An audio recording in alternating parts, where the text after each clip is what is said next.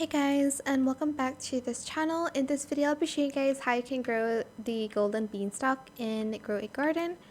So you will need the golden beanstalk seed, which I think I got from the admin abuse 2 weeks ago.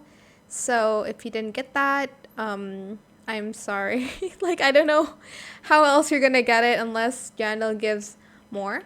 But basically, I'm just going to put the seed in the ground like this.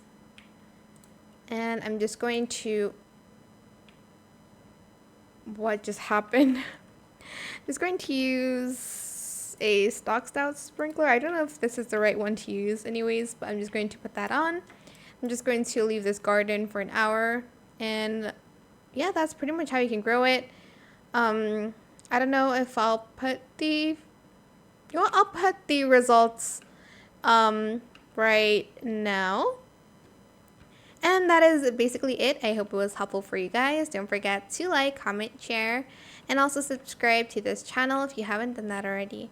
If you have any more questions about this video, just leave it in the comment section down below. I'll try my best to answer them all for you guys.